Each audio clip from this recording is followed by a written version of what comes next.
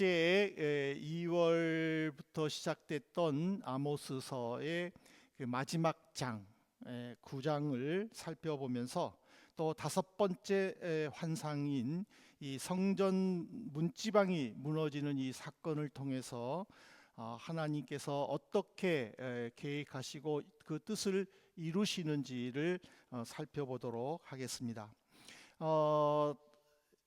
오늘로서 이제 아모스서 9장을 마치겠지만 3월 마지막 주까지인 2주 동안은 이 아모스 전체를 가지고 또 말씀을 나누려고 하는데, 이 아모스 9장은요 하나님께서 이스라엘 북이스라엘에게 향하신 그 심판의 뜻이 확고함을 이 9장에서 가르쳐 주십니다. 근데 그러면은 하나님께서 심판함으로 이제 멸망하겠구나, 모든 것이 끝이겠구나 라고 사람들은 생각할 수 있지만은, 이 9장의 가장 큰 반전은 바로 11절부터 15절에 나오는 남은 자들의 회복에 대한 하나님의 약속이라는 것이죠. 우리가 이렇게 살다 보면은요, 이제는 끝인가 보구나, 이제는 포기해야 되나, 아니면 이제는 다 접어야 되나 라고 생각이 드는 순간들이 가끔 찾아옵니다. 관계가 무너지고 신앙도 식고, 그리고 또 처음 결심했던 것들이 시간이 지나면서 점점점 퇴색해 버리는 그 자신들을 보면서 이게 끝인가 하라고 절망할 때가 찾아올 수 있다라는 거죠. 그럴 때에 힘을 주고 위로를 주는 게 아모스 9장입니다. 근데 이 아모스 9장을 통해서 베드로 사도도 우리에게 베드로후서 3장 9절에서 우리를 이렇게 위로해 줍니다. 주의 약속은 어떤 이들이 더디다고 생각하는 것 같이 더딘 것이 아니라 오직 주께서는 너희를 대하여 오래 참으사 아무도 멸망하지 아니하고 회개하기에 이르기를 원하시느니라. 주의 재림을 기다리던 당시 초기 교회 시대 때의 성도들, 주님이 오신다고 했는데도 오지 않는 그 시간 속에서 주님은 안 오시는가 보구나 하고 실망할 때에 베드로는 그런 성도들에게 주님은 반드시 오신다, 다만 너희들이 다 회개하고 모두 다가 하나님 앞에 구원받기를 원하기 때문에 참고 계신다라고 지금 위로해 주는 거예요. 근데 여기서 이제 어떤 이들이 누구냐라는 거예요. 어떤 이들. 이 말씀해 주시는 이 어떤 이들은 바로 주님의 재림을 믿지 않는 악한 자들을 의미하지만은, 그러나 2차적으로는 그들의 영향을 받고 배교하는 그리스도인이 될 수도 있지만은, 무엇보다 오늘 아모스 9장과 연결해서 이 말씀을 살펴보았을 때는 육체적 영적 고통에서 빠져나오지 못하고 이제는 이것이 끝인가 보구나 라고 절망하는 그 사람들을 지금 가리키고 있다라는 사실이죠. 그래서 하나님은 결코 늦은 것이 아니라는 거예요.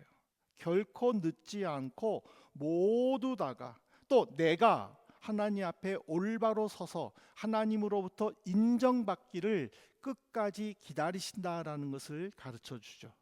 근데 몇몇 사람들은요, 내가 정한 시간에 이루어지지 않는 것에 대해서 영적으로 힘들어합니다. 이거는 하나님의 계획이야, 이거는 정말 하나님이 기뻐하실 거야, 이거는 하나님의 뜻이야, 나는 기도 응답을 받았어 라고 생각을 하고 자신 있게 준비하고 실천해 가는 과정 속에서 응답받지 못했었을 때 그 상실감은 너무 크다라는 거예요. 그래서 정말 내가 하나님의 사랑을 받는 자인가? 정말 하나님이 살아계신가? 하고 의심하는 사람들도 있다라는 것이죠. 그래서 많은 사람들은요, 회복을 이야기합니다. 몸이 아플 때는 건강의 회복을 이야기하고 관계가 깨어졌을 때는 관계의 회복을 말합니다. 근데 우리가 성경적으로 회복이 무엇냐라는 거예요. 회복. 그냥 아팠다가 나은 것을 회복이라 할까요? 또 틀어졌던 사이가 다시 좋아진 것을 회복이라 할까요? 성경에서 말하는 회복, 특별히 이 아모스 9장에서 말하는 회복이라는 것은요, 하나님의 주권적인 은혜로 질서가 새롭게 세워지는 것을 의미하는 거예요. 깨어졌던 질서가 다시 하나님의 주권적인 은혜로 세워지는 것, 그것이 회복이라는 거예요. 아모스 시대의 그 북이스라엘을 한번 보십시오. 아모스서 자체가 심판으로 가득 차지 않았습니까? 왜 그랬습니까? 바로 이스라엘은 불의했죠. 또 하나님께 예배드린다고 했지만은 형식적인 예배를 드렸죠. 하나님을 믿는다고 하지만은 자기중심적인 신앙을 가지고 그들은 생활을 했어요. 하지만 하나님은요, 단 한 치의 타협도 없어요. 그들을 조목조목 비판하고 그들을 조목조목 경고하고 그들에게 회개하고 돌아오도록 아모스를 통해서 수없이 말씀을 하셨어요. 하나님은 양보를 안 했어요. 아, 너희들이 그런 것밖에 안 되는구나. 그래, 그러면 내가 조금 양보해서 그것까지는 내가 양해해 줄게 라고. 사람과 사람의 관계에 있어서는 타협이 있을 수 있지만은 하나님께서는요, 전혀 타협을 하지를 않으셨어요. 그래서 아모스서를 읽어보면은 계속적인 하나님의 심판의 경고와 예언들이 일어났을 때에 이 말씀을 읽은 사람들, 독자들은요, 굉장히 마음이 무거워요. 아, 사람의 끝이 이런가 보구나. 역시 죄인은 어쩔 수 없구나 라고 마음의 부담감을 가진 것이 아모스서예요. 그런데 그 부담감을 한순간에 바꿔주는 것이 바로 11절부터 15절 말씀이에요. 완전히 하나님께서는요, 다른 음성으로 말씀을 하셔요. 이거는 인간의 변화 가능성에 대한 기대감이 아니라 하나님 성품에 대한 하나님 자신의 선포라는 거예요. 하나님은 인간의 변화와 관계없이 아모스서 9장 11절에 어떻게 선포하십니까? 그날에 내가 다윗의 무너진 장막을 일으키고 그것들의 틈을 막으며 그 허물어진 것을 일으켜서 옛적과 같이 세우고. 이 다윗의 무너진 장막이다라는 것은요, 하나님의 심판으로 멸망한 북이스라엘의 회복을 상징하는 거예요. 하나님께서 직접 북이스라엘을 재부흥시키셔서 영적으로 회복시키시겠다라는 의지가 담긴 것이 이 11절 말씀이에요. 그렇기 때문에 이 11절 말씀은요, 이스라엘 백성들이 회개하여 하나님으로부터 인정받아서 이제는 그들이 다시 한번 성공하는 성공의 이야기가 아니에요. 이거는 끝까지 실패한 백성 위에 하나님으로부터 시작되는 회복을 의미하는 거예요. 그래서 이 말씀을 통해서 하나님은 우리에게 세 가지 교훈을 주셔요. 첫 번째가 뭐냐? 하나님은 완전히 무너진 자리에서 회복을 시작하신다라는 사실이에요. 여러분들 아모스서 9장 12절에 보십시오. 하나님은 이렇게 말해요. 그들이 에돔의 남은 자와 내 이름으로 일컫는 만국을 기업으로 얻게 하리라. 이 일을 행하시는 여호와의 말씀이니라. 11절에서는 내가 다윗의 장막을 무너뜨리겠다라고 같이 했었어요. 그런데 12절에서는 그들이, 하나님의 심판으로 멸망한 이스라엘 백성들이 에돔과 그리고 다른 나라들을 지배할 것이다라고 약속을 하셔요. 어떻게 이방 나라에게 멸망당한 이스라엘이 어떻게 이방 나라를 다시 통치하겠느냐라는 거예요. 이거는 오직 하나님께서만 행하실 수 있는 하나님의 주권이다라는 사실이에요. 여기서 중요한 단어는요, 무너진이에요. 이 11절에서 이 무너진 다윗의 장막을 일으킨다라고 했지 않습니까? 이 무너진다라는 것은요, 완전히 폐쇄되었다라는 것이죠. 자, 보세요. 다윗은 왕이에요. 왕이 사는 곳은 왕궁이에요. 그리고 왕이 지배하는 곳은 왕국이에요. 그러면은 지금 나라를 다윗이 지배하고 다스리고 그리고 그가 사는 궁궐에 거하여요. 근데 하나님은요, 다윗의 왕국을 또는 다윗의 왕궁을 이란 말을 하지 않으셨어요? 뭐라고 했어요? 11절 다시 한번 보세요. 11절에 보면은요, 하나님께서 다윗의 장막을 이루라고 얘기했어요. 장막과 왕궁은요 완전히 달라요. 의미 자체가. 왕궁은 왕이 사는 곳이에요. 근데 장막은 꼭 왕이 안 살아도 돼요. 내가 살아도 장막이에요. 우리가 살아도 장막이에요. 무슨 의미가 담겨 있어요? 이 장막이라는 것은요, 이미 북이스라엘이 이방 나라에게 찢기고 백성들이 흩어져서 이제는 더 이상 왕국을 건설할 능력조차 없는, 인간적으로 볼 때는 완전히 재기불능 상태를 말하는 거예요. 근데 하나님께서는 다시 일한다고 얘기를 했어요. 이 말은 뭐냐면은, 하나님은 완전한 곳에서 회복을 위해 일하시는 것이 아니라 완전히 무너진 곳에서 당신의 섭리에 따라, 주권에 따라 일하신다라는 것을 우리에게 보여주는 거예요. 이 때문에 여기서 우리는 하나님의 능력과 인간의 능력의 차이를 인정해야 돼요. 기독교에서 우리들을 향해서 사람은 전적으로 타락했다라고 이야기를 해요. 전적 타락, 완전히 타락했다라고 얘기하죠. 이 완전히 타락했다라는 것은요, 나를 구원할 능력이 없다라는 의미예요. 더 나아가서 회복 불능 상태를 이 전적 타락이라고 이야기하는 거예요. 근데 이런 전적 타락한 사람들에게 하나님은 일방적으로 그날에 내가 세우겠다라고 선포하셔요. 이 그날이라는 것은 내가 준비된 날이 아니라는 거예요. 우리는요, 준비가 되어야만 무엇을 할 수 있어요. 자, 우리가 어떤 일을 진행합시다. 그랬을 때에 준비가 돼야 돼요. 준비가 안 되면 할 수 없다라고 생각을 해. 그렇지만 그날은요, 내가 준비된 상태가 아니에요. 하나님, 나 준비됐습니다. 이제 하십시오. 이런 게 아니라는 거예요. 그날이라는 것은 하나님의 일방적인 시간이라는 거예요. 나와 상관이 없이. 나는 준비가 안 됐는데요. 그래도 하나님이 하라 하시면 하는 거예요. 근데 우리 사람들은요, 준비가 안 되면 안 하는 거예요. 왜? 준비가 안 됐기 때문에. 그러나 종교에서는, 믿음에서는요, 하나님이 해 하면 하는 거예요. 제가 몇 년 전에 어디 세미나에 가가지고 그 세미나에 참석했는데 갑자기 새벽 예배 설교하라는 거예요. 나 준비도 안 됐는데, 더군다나 양복도 안 입고 왔는데, 제가 어디 가면은 꼭 순서를 시킬까봐 저는 일부러 옷을 안 가져가요. 이 양복 옷도리를 일부러 안 가져가. 그거를 핑계로 저는 순서를 안 맡으려고.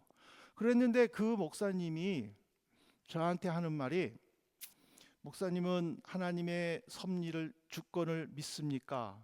예. 그러면 하나님이 말씀하시니 내일 새벽 설교하십시오. 끝. 그럼 어떻게 해야 돼요?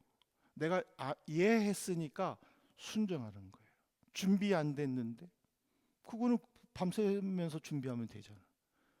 준비 안 됐다고, 지금 준비 안 됐다고 나 할 수 없습니다가 아니라, 우리 믿는 이들은요, 어디를 가든지 준비가 안 됐기 때문에 못합니다가 아니라 어디를 가든지 하나님께서 세우시는 자리라는 믿음의 확신이 있으면 내가 가지고 있는 달란트를 마음껏 발휘할 수 있도록 우리는 항상 준비해야 된다는 거예요. 그날이라는 것은요, 내가 정한 날이 아니에요. 하나님의 날이라는 거예요. 하나님의 날에 하나님께서 나를 통하여 역사하신다는 거예요. 그런 나를 통하여 하나님의 영광이 나타나도록 하신다라는 거예요. 그렇기 때문에 여기서 우리가 가장 중요한 거는요, 내가 개인적으로 회복되어야 될 부분이 무엇일까를 우리는 고민해 봐야 돼요. 내가 개인적으로 회복된 부분이 있나? 여러분도 어느 부분에 회복되어야 될 부분이 있다고 생각하십니까? 그것들을 하나님께 내려놓으시기 바랍니다. 그리고 하나님의 인도에 순종하시기 바랍니다. 반드시 하나님은 여러분들을 통하여 당신의 때에 꼭 세우셔서 하나님의 영광을 나타내게 하실 줄로 믿습니다. 두 번째로는 이 회복은요, 하나님의 관계 속에서 세워진 질서이지만은, 그러나 무엇보다 중요한 거는요, 약속, 언약의 성취라는 거예요. 14절에 보면은요, 구체적으로 회복이 언급되었죠. 내가 내 백성 이스라엘이 사로잡힌 것을 돌이키리니 그들이 황폐한 성읍을 건축하여 거주하며 포도원도를 가꾸고 그 포도주를 마시며 과원도를 만들고 그 열매를 먹으리라. 지금 이스라엘의 상황 속은요, 남북이 분열됐죠. 북이스라엘은 아수르에게 멸망당해서 아수르의 포로 정책에 의해서 흩어져 살았죠. 남유다는 바벨론에게 멸망당했죠. 바벨론의 포로 정책에 의해서 바벨론 제국 270도에 흩어져서 살았어요. 이제는 저국에 남겨진 자들은요, 가난하고 불쌍하고 힘없는 연약한 농부들만 남았어요. 성읍들은 모두 파괴되었어요. 농지들은 다 돌무더기로 변하여 들짐승들이 다닐 정도로 황폐해졌었어요. 근데 하나님께서 지금 내가 일하겠다라고 선포하시니까 흩어졌던 그 백성들이 다시 이스라엘 땅으로 돌아오게 돼요. 그리고 하나님께서 그들을 통하여 일을 하시니까 그들이 농사를 짓게 되는 거예요. 하나님께서 이른 비와 늦은 비를 때에 따라 알맞게 내려주시니까는 이제는 그들은 다시 회복되어 풍요 속에 살게 돼요. 더욱 놀라운 사실은 그들의 풍요가 이방 나라에까지 영향을 미치게 되는 거예요. 그래서 12절에 보면 너희들이 에돔과 그 남은 나라들을, 내 민족들을 다스린다라고 하나님은 말씀하셨다라는 사실이에요. 근데 사도행전 15장은요, 아모스서 9장과 연결돼요. 사도행전 15장은 어떤 내용이에요? 예루살렘에 교회가 세워져요. 그리고 그 교회 속에 지도자인 예수님의 동생 야고보가 아모스서 9장을 인용하여서 이방 사람들을 위한 전도의 새로운 강령을 만들어요. 이게 무슨 말이에요? 아모스서 9장의 회복이 사도행전 15장의 예루살렘 교회에서 나타나는 거예요. 그리고 예루살렘 교회를 통해서 이방 나라의 복음이 전파되는 거예요. 그러면 아모스서에 나타나는 하나님의 회복은 결국에는 이스라엘만 아니라 이스라엘을 통한 주변 나라들에까지 영향이 미쳐지게 되고 주의 복음이 전파되고 주의 교회가 세워진다라는 말이에요. 이거는요, 굉장히 중요한 믿음의 원리예요. 오늘 우리 한미교회가 회복, 부흥을 위해서 기도하잖아요. 무엇이냐라는 거예요. 그 회복이 무엇이냐라는 거예요. 그 부흥이 무엇이냐라는 거예요. 복음의 방향성이 뚜렷하게 나타나야 되는 거예요. 단지 수적인 부흥만이 진정한 부흥이 아니라는 거예요. 참 교회는 예수님께서 행하시는 일을 그대로 행하는 교회가 참 교회예요. 그러면 예수님은 무슨 일을 행하셨을까? 마태는요, 마태복음 9장 35절에서 예수님의 행하신 일을 이렇게 기록했어요. 예수께서 모든 도시와 마을에 두루 다니사 그들의 회당에서 가르치시며 천국 복음을 전파하시며 모든 병과 모든 약한 것을 고치시느니라. 회당에서 가르치시며 두루 다니며 천국 복음을 전파하시며 모든 병과 모든 약한 것을 고치시는 것, 바로 한미교회의 머리이신 예수님께서 행하셨던 일이라는 거예요. 한미교회도 바로 이 일을 해야 되는 거예요. 이 일을 통하여 예수님의 복음을 전파해야 되고 주변 사람들에게 소망을 심어줘야 되는 거예요. 근데 요즘처럼 교회를 비난하고 예수 믿는 사람들에게 비아냥거려서 전도하기 어려운 이 시대에 우리 한민교회는요, 그들을 변화시킬 줄 알아야 돼요. 변화시켜야 될 능력을 가져야 돼요. 그들의 비난거리에 우리가 주눅들어 우리끼리만 모여 예배드리는 것이 아니라, 그럼에도 불구하고 그들에게 소망을 주고 그들에게 기독교에 대해서 다시 한번 생각할 수 있도록 변화를 줘야 된다는 거예요. 이것이 바로 예수님께서 행하신 일이고 하나님께서 한민교회를 회복시키시는 뜻이라는 사실이에요. 우리가 이것을 온전히 믿고 의지할 때에 하나님은 한민교회를 통하여 영광을 나타내실 줄로 믿습니다. 그렇기 때문에 우리의 복음을 들은 이들이 우리와 함께 세상에서 공평하게 살며 들판에 누워있는 양들처럼 평안한 삶을 살 줄로 믿습니다. 여러분들, 양이 들판에 누웠다라는 것은요, 굉장한 평안의 빠지는 상태임을 여러분들은 아십니까? 양은요, 겁이 많잖아요. 그래서 이 시신경이 발달되어 있어요. 자기 주변에 아무런 방해거리, 장애 요소가 없음이 확신될 때의 양은요, 비로소 누워요.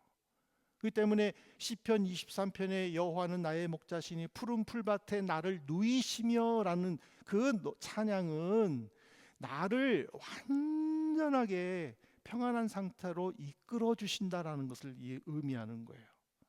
그렇기 때문에 우리 한민교회가 먼저 그것을 누리셔야 돼요. 그리고 그 누림을 주변 사람들에게 전해서 그들과 함께 같이 누려야 한다는 거예요. 이것이 바로 하나님이 우리를 회복시키시는 이유인 줄로 믿습니다. 마지막 세 번째로, 하나님은 아모스서 9장을 통해서 허락하시는 회복은요, 삶의 질서를 새롭게 한다는 것을 우리에게 가르쳐 주셔요.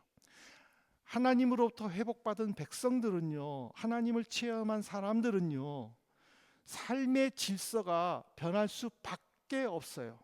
아모스서 9장 15절을 보십시오. 내가 그들을 그들의 땅에 심으리니 그들이 내가 준 땅에서 다시 뽑히지 아니하리라. 내 하나님 여호와의 말씀이니라.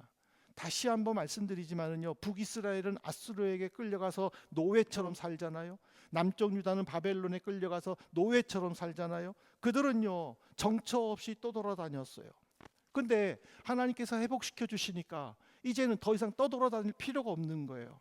하나님께서 약속하신 가나안 땅에 그들은 영원히 거주할 수밖에 없는 거예요. 그곳에서 그들은 평안함을 살 수밖에 없는 거예요. 결국 하나님의 회복이라는 것은요, 쉬지 않고 일어나는 은혜와 끊어지지 않는 무한한 공급이 따라온다라는 것을 가르쳐 주는 거예요. 그래서 이 회복에는요, 하나님이 없는 풍요, 그건 안 되는 거예요. 내가 하나님을 제대로 믿지 않았는데, 내가 하나님께 기도하지 않았는데 내가 풍요롭다, 내가 잘 된다, 그거는 우리는 한번 고민해 봐야 돼요. 이게 무슨 의미일까? 여기에 취해가지고 교만하여서 그렇지 내가 이 정도 했으니 라고 안심한다면 아모스서에 나오는 하나님의 경고를 우리는 들을 수밖에 없다라는 거예요. 그러나 힘들어도 어려워도 하나님이 함께 하신다라는 그 믿음을 가지고 있다면은 지금 당장은 이루어지지 아니함으로 마음의 불안함과 또 미래에 대한 걱정으로 내 마음을 억누르지만은, 그러나 주님이 그것을 새롭게 회복시켜 주셨을 때에는 용기를 낼 수 있다라는 거예요. 다시 할 수 있는 힘을 가질 수 있다라는 거예요. 그래서 바로 삶의 질서를 새롭게 한다라는 거예요. 예수를 믿는 사람들은요, 삶의 질서가 항상 하나님께 초점이 맞춰져 있음을, 그것을 가르쳐 주는 거예요. 하나님께 초점을 맞춰줬을 때는요, 관계가 회복되잖아요.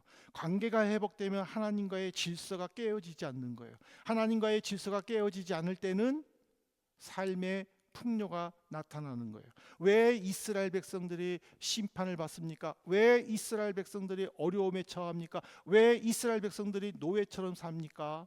바로 이 관계와 질서와 열매가 깨어졌기 때문에 그런 거예요. 오늘 우리는 내가 지금 하나님과의 관계가 어떠한가? 이 관계 속에서 지금 내 삶의 질서가 어떤 상태에 있는가를 우리는 고민해 봐야 돼요. 그래서 그 하나님과의 질서와 관계와 질서를 고민하기 좋도록 고민해 볼 수 있도록 교회가 마련한 것이 뭡니까? 고난주간 아침 기도 아닙니까? 여러분들 7시에 이 자리에 나오기 위해서 여러분들은 몇 시에 일어나야 됩니까? 그러면 그 시간에 일어나기 위해서는 언제 주무셔야 됩니까? 네. 왜? 이 시간들에 대한 고민이 없으면은요, 여러분들은 자고 싶을 때 자잖아요. 그리고 여러분들은 일어나고 싶을 때 일어나잖아요.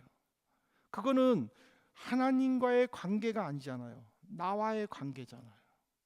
아, 내일 아무것도 없어? 그래. 그러면은 오늘 밤에 내가 그동안 밀린 드라마 내가 한번 완벽하게 1회부터 16회까지 내가 다 보리라. 새벽 4시건 새벽 5시건 끝까지 보고 그리고 자잖아요. 그럼 거기에 하나님이 계셔요? 안 계시잖아요. 그러나 하나님과의 관계를 위해서 내가 어떤 시간, 결정된 시간에 따르기 위해서는 그 모든 것들을 절제해야 되잖아요. 그 모든 것들을 다 뒤로 밀어야 되잖아요. 그렇게 됐을 때 하나님과의 관계가, 질서가 회복될 수 있다라는 사실이죠. 이제 말씀을 맺겠습니다. 아모스서는요, 심판으로 시작했지만 회복의 역사로 마칩니다. 그렇기 때문에 9장은요 하나님의 마지막 성품인, 다음 시간에 하나님의 성품에 대해서 1장부터 9장까지 쭉 말씀을 다시 한번 드리겠지만은, 이 9장은 하나님의 마지막 성품인 회복시키시는 하나님에 대한 확신을 심어줬어요. 지금 하나님은요, 지금도 우리의 무너진 장막을 일으키려고 하는, 회복시키시는 하나님으로 우리에게 다가와요. 이 회복시키시는 하나님 앞에 우리는 다시 한번 나를, 그리고 우리 교회가 하나님 앞에 올바로 서야 돼요. 이 아모스서 9장은요 현대의 언어로 말하면은 교회에서 일어나는 죄악들이 쭉 기록되어 있어요. 아모스 당시에 이스라엘 백성들은 어떤 생각을 했어요? 자신들은 어떤 선악 행위에 대해서 그냥 관계를 안 가져요. 그냥 나는 하나님이 택한 백성이야. 그러면 나는 그게 구원받았어 라고 생각을 해요. 하나님의 임재의 상징인 성전이 예루살렘에 있기 때문에, 베델에 있기 때문에, 단에 있기 때문에, 브엘세바에 있기 때문에 하나님은 여기에 계셔. 그러므로 나는 구원받았어. 이런 미신 같은 생각을 하고 있었어요. 그들이 하나님께 제사를 드렸지만은요, 제사 속에 하나님은 계시지 않았어요. 그럼에도 그들은요, 여러분들 6장 5절에 보세요. 오죽 하나님이 답답하시면은 그들의 찬양을요 지절거렸다라고 얘기를 하잖아요. 제가 6장에서 얘기했잖아요. 지절거렸다라고. 하나님이 그렇게 경고를 하셨음에도 불구하고요, 그들은 전혀 개의치 않아요. 내가 하나님께 제사 드렸는데, 내가 하나님께 예배 드렸는데 나 구원받았잖아, 그렇게 생각을 하는 거예요. 그러면서 그들은 사치와 방종에 건드려 가난한 백성들을 돌보지도 않아요. 그들의 생명을 헐값에 팔아넘길 정도로 생명 경시풍조까지 일으켜요. 그런 백성들을 보고 하나님은 최후에 뭐라고 말씀하십니까? 9절을 보십시오. 보라, 내가 명령하여 이스라엘 족속을 만국 중에서 채질하기를 채로 채질함같이 하려니와 그 한 알갱이도 땅에 떨어지지 아니하리라. 이 채질이라는 것이 뭐냐면, 농사를 다 짓고 난 다음에 이 알곡과 가라지를 구분하기 위해서 이렇게 채로 이렇게 흔들어요. 그러면은 이 쌀은 알고 보면 무겁잖아요. 그러니까는 이게 안으로 모아져요. 그리고 겨는 가벼우니까 바람에 이게 다 날아가. 그래서 나중에는 흰 쌀만 보여. 이게 체질이라고 말하는 거예요. 하나님께서 이 체질을 하겠다라고 하는 것은 뭐냐면 악인들은 단 한 사람도 남기지 않고 다 없애버리겠다라는 하나님의 심판의 확고한 메시지라는 거예요. 의지라는 거예요. 그런 하나님이 11절에서 갑자기 뭐라고 얘기해요? 내가 그들을 회복시키시겠다. 용서해 주시겠다.